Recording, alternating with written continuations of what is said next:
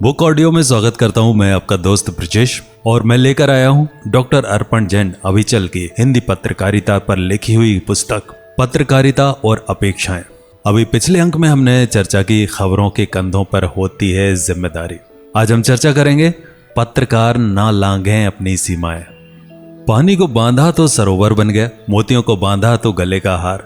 उसी तरह बिना व्रत या आचार संहिता के जीवन में प्रगति संभव नहीं है। प्रकाशन और प्रकाशित खबरों के बीच झूलती पत्रकारिता वर्तमान में बेलगाम भी होती जा रही है। पत्रकारिता पर पक्षकारिता भारी होती जा रही है। इसी पक्षकारिता के चलते हिंदी पट्टी के अखबार अव्वल होते जा रहे हैं। पत्रकार का धर्म होता है जनहितार्थ समाचारों और सूचनाओं का संप्रेषण करना, साथ ही जनता और सत्ता नौकरशाही के बीच सेतु बनकर जनमत के मुद्दों से उन्हें अवगत कराना और जनता को समाधान उपलब्ध करवाना। मूलतः पत्रकार जनता के अघोषित प्रवक्ता होते हैं जिनका काम स्पष्टतः जनमत की पीड़ा को गाना है। परंतु वर्तमान में इसके उलट पत्रकारिता के चोले में महिमा मंडन जैसी पक्षकारिता आरंभ हो गई है। बात यदि आचार संहिता की है तो पत्रकारों को भी अपनी आचार विचार संहिता को तय करना होगा। हमारे कुनबे में जिस स्वघोषित अहम का टकराव होता है, जहां अपने को सर्वश्रेष्ठ मानने की धारणा को बदलकर अपने लिए सीमाएं बनानी होंगी, जिन सीमाओं में हमारी मूल पत्रकारिता भी संरक्षित रहे और वर्तमान समय के अनुरूप जनजीवन भी सामान्य रहे। जहां आचार संहिता रहेगी, सरोकार संरक्षित रहेगा और सफलता सर्वोच्च पर होगी। आचार संहिता का मतलब साफ तौर पर एक ऐसे बंधन से है जिसमें चाल चलन के निर्देश होते हैं। यदि हमने अपने लिए अपनी आदर्श आचार संहिता बनाकर पत्रकारिता धर्म का निर्वाह करना आरंभ किया तो समझ लीजिए कि आपके पत्रकारिता धर्म के बीच पक्षकारिता और पद लोलुपता समाप्त हो जाएगी। वैसे पत्रकारों को भ्रम भी रहता है कि उन्हें भय नहीं है, न पुलिस का डर है न सत्ता का। परंतु इसके बाद जहां मौलिक तत्व से भय समाप्त होता है, वो स्थिति समाज और परिवार के लिए भी भयानक है, क्योंकि हम वही करते हैं जो मन करता है, पर मन हमेशा ही सही नहीं होता। इसलिए हमें भय होना चाहिए, पर बुराई से, ना कि सत्ता और नौकरशाही से। इसके बाद राष्ट्र धर्म का निर्वाह करने हेतु पत्रकारिता को आदर्श आचार संहिता का निर्माण स्वयं को करना होगा, जिस संहिता में आपके काम करने का एक दायरा हो, आपके बोलने का, लिखने का, शब्द चयन का, निजता के संरक्षण का आदि दायरा होना चाहिए। तभी संभव है कि पत्रकार कभी पक्षकारिता और उपहास की भेंट ना चढ़े। अब बात करते हैं अनायास भय और आक्रांतित पत्रकारिता पर। बाबू विष्णुराव पराडकर और माखनलाल चतुर्वेदी जी के आदर्शों से संजोई गई पत्रकारिता, जिनके जन्म का उद्देश्य यूरोप में तो आनंद और मौज था, किंतु भारत की स्वाधीनता के उद्देश्य से भारत में अवतरित हुई इस विधा का इतिहास तो समृद्ध है, किंतु वर्तमान उतना ही आक्रांति हो रहा है। इस राष्ट्र में वर्तमान में सत्ता के खौफ में या कहें अर्थ के आलोक में मानक और मानवीयता का पत्रकारिता से लोप होता जा रहा है। अखबारों से आम जनता के पीर, धरने, प्रदर्शन, रैली, मानव श्रृंखला और विरोध और बंद भी गायब होते जा रहे हैं।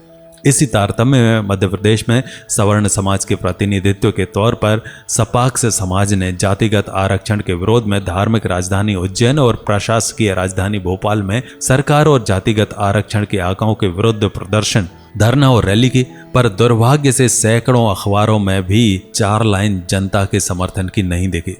इसी तरह का एक और वाकया आया कि जब कार्यकर्ताओं के महाकुंभ भोपाल में हो रहे आयोजन में नरेंद्र मोदी आए और उसी भोपाल में अमित शाह और नरेंद्र मोदी के पुतले जलाए गए, परंतु भय में डूबे पत्रकार उस जनाक्रोश को लिखने से बच गए और शायद बचे नहीं, बल्कि जानबूझकर अपने भय के चलते लिखने से दूर रहे। आत्मा की आवाज तो तब से ही दबने लग गई थी जब संपादकीय विभाग पर विज्ञापन विभाग का अनैतिक दबाव आना शुरू हो गया था और सरकारें, सत्ताएं अपने हितों के लिए पत्रकारिता पर सेंसरशिप लगा देती थी। मां अहिल्या की नगरी इंदौर में राजेंद्र माथुर जैसे मूर्धन्य संपादक भी हुए हैं, जिन्होंने इंदिरा जी की सेंसरशिप के विरोध में अखबार का संपादकीय पन्ना काला छोड़ दिया था। आखिर उस दौर की सार्थकता के बावजूद भी वर्तमान दौर में अपनी गरिमा के विरुद्ध जिस गली पत्रकारिता जा रही है, उससे तो स्पष्ट हो रहा है कि भयभीत मीडिया ही भयभीत लोकतंत्र का निर्माण कर रहा है। जिस लोकतंत्र में आम आदमी की आवाज भी डरने लगे, जहां आम आदमी की आवश्यकता और उसके विरोध को सत्ता के सामने लाने से डरा जाने लगे, तो समझो पत्रकारिता की हत्या हो चुकी है। धरने प्रदर्शनों की खबरों को इसलिए भी गायब किया जाता है क्योंकि उससे संबंधित पक्ष के विज्ञापन मिलना बंद हो सकते हैं। पर क्या आपका पाठक आपसे विज्ञापन पढ़ने की ही अपेक्षा रखता है? यदि ऐसा ही है तो अखबार ना निकालते हुए विज्ञापन पत्र ही निकालें, वो बेहतर है। ना रहेगा बांस ना बजेगी बांसुरी। इंदौर में ही एक शख्स किशोर कोडवानी दूषित कान्ह नदी की सफाई के लिए जल सत्याग्रह कर रहे हैं, पर सत्याग्रह चूंकि नगर निगम की व्यवस्थाओं के विरुद्ध है, इसलिए अखबारों से उस सत्याग्रह को समेट लिया है। आखिर क्या हमारा मानवीय पक्ष भी इतना कमजोर हो गया, जिसमें संवेदनाओं ने अपना गला खुद दबाकर आत्महत्या करना आरंभ कर दिया? इसी दौर को पुनः विवेचन की आवश्यकता है, अन्यथा भारतीय पत्रकारिता महज इतिहास के पन्नों में सिमट कर रह जाएगी और हाथ मलते पत्रकार और भविष्य के नौनिहाल सिर्फ कोसते रहेंगे। अब हम बात करेंगे वेब पत्रकारिता और भविष्य की संकल्पना पर। जब भारत में लगभग 5 रुपये प्रतिदिन के खर्च में इंटरनेट की उपलब्धता होना आरंभ हो गई, तो इसने पत्रकारिता को भी एक नई दिशा देना शुरू कर दिया। सस्ते और सुलभ इंटरनेट से भारत की आबादी का अधिकांश हिस्सा वर्तमान में तकनीकी का उपभोग करता होने जा रहा है। इसी इंटरनेट क्रांति के चलते भारत के स्वर्णिम भविष्य के नए अध्याय अब वेब के साथ लिखे जाने लगे हैं। और सही भी है, जब सूचना क्रांति की आदत से भारतीय कम खर्च या कहें ना के बराबर खर्च में समाचारों से अपने आप को जानकारियों से बाखबर कर सकते हैं। हिंदुस्तान के कई बड़े समाचार घरानों ने अपने ऑनलाइन स्वरूप को विशालता प्रदान करना शुरू भी कर दिया है और इसी के चलते हिंदुस्तान टाइम्स, दैनिक भास्कर, नवभारत टाइम्स, पंजाब केसरी, अमर उजाला जैसे कई अखबारों की ऑनलाइन उपलब्धता और सुलभता सूचना क्रांति का एक अच्छा उदाहरण बन रहे हैं। बहरहाल वेब पत्रकारिता के कारण भारत में पत्रकारों के लिए भी खुद को तकनीकी रूप से मजबूत करके नवाचार के साथ बेहतरीन अवसरों का गुलदस्ता मिल ही गया है।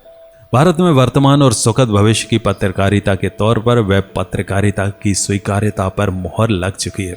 अब यदि पत्रकार स्वयं अपनी प्रगति चाहते हैं तो उन्हें वेब आधारित पत्रकारिता के लिए खुद को तैयार करना ही होगा। वेब पत्रकारिता के कई मापदंड हैं, जिसमें सबसे पहले सूचनाओं की सत्यता और सत्यापन महत्वपूर्ण है। इसके साथ शीर्षक यानी हेडिंग आधारित खबर, जैसे पहले प्रिंट मीडिया में खबर लिखने का एक तयशुदा खाका होता है जिसमें शीर्षक, भूमिका, समाचार का मुख्य भाग और अंत पर वेब पत्रकारिता में इसी खाके में महत्वपूर्ण शीर्षक होता है जो लोगों को खबर की कड़ी पर जाने के लिए विवश करता है। बतौर वेब पत्रकार यदि आप शीर्षक लिखने में महारत हासिल कर लेंगे तो भविष्य के मीडिया अध्याय के साथ कदम ताल करने में आसानी होगी। वेब पत्रकारिता शीर्षक आधारित पत्रकारिता है। इसके साथ साथ इंटरनेट का ज्ञान और तकनीकी समझ आपको समाचार संस्थान का महत्वपूर्ण अंग बना सकती है। वैसे तो कानूनन रूप से अभी वेब पत्रकारिता को अमलीय जामा पहनाया जा रहा है, परंतु इसके अतिरिक्त जनमत ने तो स्वीकार करना प्रारंभ कर ही दिया है और जो चीज जनता स्वीकार कर ले उसे सरकार और कानून भी स्वीकार कर ही लेता है। बतौर वेब पत्रकार उम्दा करियर विकल्प भी उपलब्ध हैं और भारत में साख भी मजबूत होती है। कार्यक्षेत्र और बिट के अनुसार पत्रकारिता के लिए प्रगति के समान अवसर पैदा भी हो रहे हैं। आज एक सामान्य पत्रकार की तुलना में वेब पत्रकार ज्यादा पैसा भी कमा रहे हैं और नाम भी। वेब पत्रकार बनने के लिए केवल खबर लिखने का तरीका आना चाहिए, साथ में तकनीकी दक्षता भी। इन्हीं के सहारे पत्रकारिता के स्वर्णिम अध्याय लिखे जा सकते हैं। वेब पत्रकार बनने के लिए कई सारे न्यूज़ पोर्टल बाजार में सक्रिय हैं। इसके अतिरिक्त स्वयं का ब्लॉग भी शुरू करके अपनी खबरों की धार पैनी की जा सकती है। पहले खबरों को ब्लॉग पर डालें, फिर सोशल मीडिया जैसे फेसबुक, व्हाट्सएप आदि के माध्यम से लिंक बनाकर जनता के बीच उपलब्ध करवाएं। इससे आपकी खबरों की प्रसिद्धि भी बढ़ेगी और आपकी पहचान बतौर वेब पत्रकार भी बनने लगेगी। आजकल तो बहुत ही कम खर्च में न्यूज़ पोर्टल भी बनने लगे हैं जिनके माध्यम से एक वेब पत्रकार अपनी आय के अवसर भी पैदा कर सकता है और गूगल के माध्यम से मिलने वाले विज्ञापन और शासकीय विज्ञापन भी कमाई का आधार हो सकते हैं। मतलब नई दुनिया में कदम ताल भी और आय के बेहतरीन अवसर भी हैं वेब पत्रकारिता में। इसी के साथ ही आपसे विदा लेने का वक्त आ गया है। अगले अंक में हम चर्चा करेंगे आरंभ है मोबाइल पत्रकारिता का। मिलेंगे अगले अंक में। अपना ध्यान रखिए। नमस्कार।